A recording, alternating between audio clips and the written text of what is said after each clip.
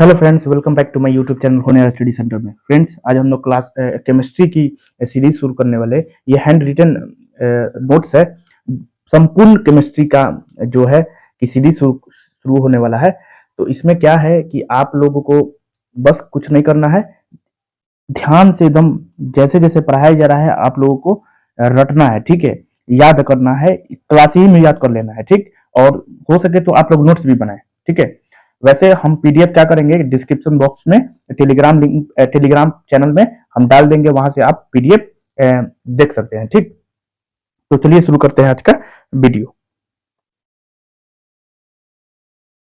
पदार्थ, ठीक। पदार्थ है, पदार्थ सब्सटेंस।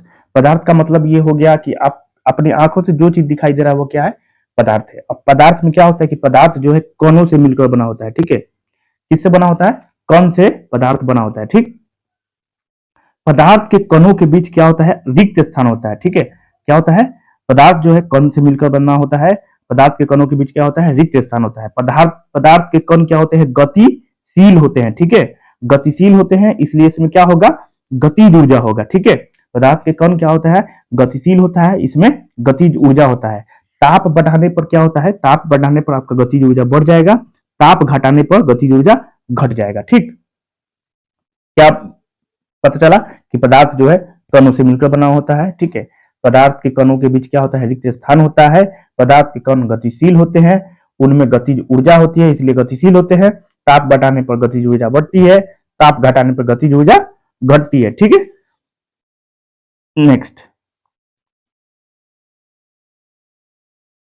दो विभिन्न पदार्थों के कणों का स्वतः मिलना क्या कहलाता है? विसरण कहलाता है। याद रखना है, दो विभिन्न पदार्थों के कणों का स्वतः मिलना क्या कहलाता है? विसरण कहलाता है। पदार्थ के कण एक दूसरे को आकर्षित करते हैं, पदार्थ के कण एक दूसरे को क्या करते हैं? आकर्षित करते हैं, ठीक है। अब पदार्थ की अवस्थाएं, पदार्थ की अवस्थाएं, पदार्थ की कितनी अवस्थाएं होती हैं? पदार्थ की तीन अवस्थाएं होती है, ठोस, द्रव और गैस। ठोस, द्रव और गैस। अब ठोस अवस्था देख लीजिए। ठोस अवस्था, ठोस अवस्था जैसे लोहा, कुर्सी, तांबा, आपके हिसाब से जो भी ठोस चीज हो वो ठोस अवस्था में आ जाएगा, ठोस पदार्थ में आ जाएगा, ठीक। ठोसों के कण जो है एक दूसरे के निकट होते हैं, ठीक है। मतलब ठोस का जो कण होता है, ठोस दृढ़ क्यों होता है, ठोस कड़ा क्यों होता है, ठोस ठोस क्यों होता है? क्योंकि कण जो है वो एक जगह स्थिर होते हैं, ठीक है, और एक दूसरे से आकर्षण बल के द्वारा बंधे रहते हैं, ठीक है। इसलिए ठोस क्या होता है? दृढ़ होता है और ठोस कड़ा होता है, ठीक। आकार व आयतन निश्चित होता है, आकार व आयतन निश्चित होता है। ठोस का आकार भी होता है, उसका आयतन भी होता है, ठीक है। मतलब जिस स्थान पर रख दीजिएगा वो उसका पूरा एरिया कवर कर लेता है ठोस, ठीक है, ठोस पदार्थ। इसलिए आकार व आयतन क्या होगा? इसका निश्चित होगा। अब इसमें क्या होता है? मतलब द्रव्यमान ज्यादा होता है, ठीक है। द्रव्यमान मतलब मास, ठीक है, वेट, ठीक है। तो ठोस का क्या होता है? द्रव्यमान ज्यादा होता है, इसलिए घनत्व इसका क्या हो जाएगा? आपका उच्च होता है, ठीक है। घनत्व क्या होता है? डेंसिटी जो होता है इसका उच्च होता है, ठीक।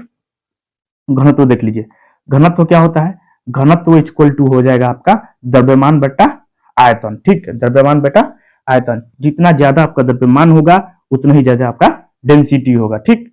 जितना आयतन कम होगा डेंसिटी भी आपका क्या हो जाएगा? कम हो जाएगा, ठीक। द्रव्यमान अधिक रहेगा तो डेंसिटी भी अधिक रहता है। किसी भी पदार्थ का अगर द्रव्यमान ज्यादा है तो उसका डेंसिटी भी ज्यादा होता है। जैसे एग्जांपल पे ले लीजिए, एक लकड़ी है, एक पत्थर है, तो किसका डेंसिटी ज्यादा होगा? तो पत्थर का होगा, क्योंकि लकड़ी छोटा है और पत्थर थोड़ा सा बड़ा है, ठीक है। तो पत्थर का द्रव्यमान ज्यादा है, पत्थर का द्रव्यमान ज्यादा है, इसलिए उसका डेंसिटी ज्यादा है। लकड़ी लकड़ी का टुकड़ा लिए थे तो लकड़ी क्या है? छोटा है, इसका वेट कम है, द्रव्यमान कम है, इसलिए इसका डेंसिटी भी कम होगा, ठीक। ये असंपीड्य होते हैं, ये असंपीड्य। असंपीड्य कौन होता है? तो ये ठोस जो होता है असंपीड्य होता है। ये दृढ़ होते हैं, दृढ़ इसलिए होते हैं क्योंकि कण एक जगह स्थिर होता है, ठीक है।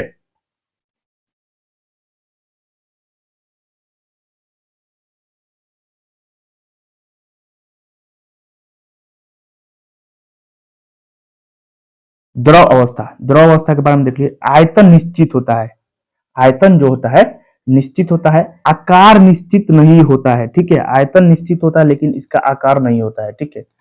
याद रखना है, आयतन निश्चित होता है लेकिन आकार निश्चित नहीं होता। द्रव का आकार होता है जी? नहीं होता है, ठीक है। आयतन निश्चित होता है लेकिन आकार निश्चित नहीं होता है।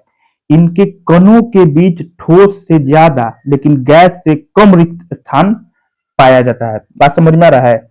कण, ठोस का कण जो होता है एक जगह रहता है, इसके इनके बीच में रिक्त स्थान जो होता है एकदम कम होता है, निम्न होता है। लेकिन क्या होता है कि द्रव का जो द्रव के कणों के बीच जो रिक्त स्थान होता है थोड़ा सा ज्यादा होता है, किसके मुताबिक? ठोस के। लेकिन याद रखना है कि द्रव गैस का जो कण है, गैस के कण है, ये काफी दूर होते हैं और इनका रिक्त रिक्त स्थान भी ज्यादा होता है। ठीक, यहां देखिए, इनका घनत्व गैस से अधिक होता है, इनका डेंसिटी गैस से अधिक होता है लेकिन ठोस से कम होता है। सबसे ज्यादा डेंसिटी किसका होता है? सबसे ज्यादा डेंसिटी जो होता है आपका ठोस का होता है, क्योंकि द्रव्यमान ज्यादा हो जाएगा, तो द्रव्यमान ज्यादा हो जाएगा तो उसका डेंसिटी अधिक होगा, इसलिए ठोस का डेंसिटी सबसे ज्यादा होता है। और उसके बाद द्रव का, उसके बाद गैस का सबसे कम होता है डेंसिटी। ठीक, देखिए गैस अवस्था, देखिए गैस अवस्था, आकार व आयतन दोनों ही नहीं होता है। याद रखना है, गैस में ना ही आकार होगा, आकार मतलब कोई भी आकार नहीं होगा, कोई भी शेप नहीं होगा, आयतन भी नहीं होगा। ठीक है, आकार व आयतन दोनों ही नहीं होता है। इनके कणों के बीच रिक्त स्थान काफी अधिक होता है, मतलब रिक्त स्थान ठोस और द्रव के मुताबिक सबसे ज्यादा रिक्त स्थान जो होता है कण के बीच, क्योंकि पदार्थ कणों के बने होते हैं। ठीक है, तो कणों के बीच रिक्त स्थान क्या होता है?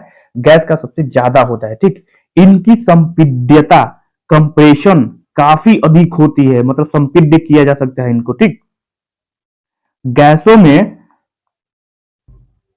गैसों में विसरण भी अधिक होता है। याद रखना है, गैसों में विसरण की प्रक्रिया भी सबसे ज्यादा गैस में ही होती है। ठीक है, जिस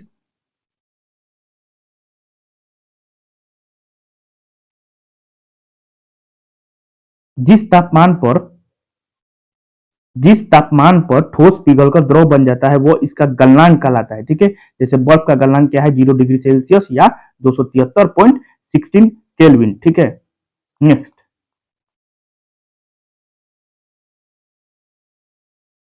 केल्विन से सेल्सियस में बदलने के लिए 273 घटाया जाता है। याद रखना है, केल्विन क्या है भाई? तो यह ताप का मात्रक है। ठीक है, केल्विन, तो केल्विन क्या है? ताप का मात्रक, तापमान का मात्रक, तापमान का मात्रक क्या है या ताप का मात्रक क्या है? तो केल्विन है। ठीक है, तो केल्विन से हमको सेल्सियस में बदलना है तो क्या करेंगे? 273 घटा देंगे। जैसे मान लीजिए, एग्जांपल लीजिए, 290 केल्विन को 0 डिग्री सेल्सियस, मतलब सॉरी, 290 केल्विन को सेल्सियस में क्या करना है? चेंज करना है। 290 केल्विन को सेल्सियस में चेंज करना है, तो याद रखना है कि केल्विन से हमको सेल्सियस में अगर बदलना है तो क्या करेंगे? 273 माइनस कर देंगे, 273 माइनस कर देंगे तो 17 डिग्री सेल्सियस आ जाएगा। ठीक,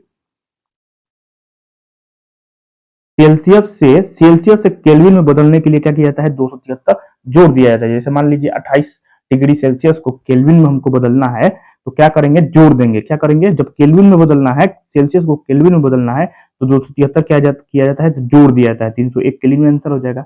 यहाँ पे कुछ टास्क दिया गया है, आपको कमेंट बॉक्स में इसका आंसर देना है। ठीक,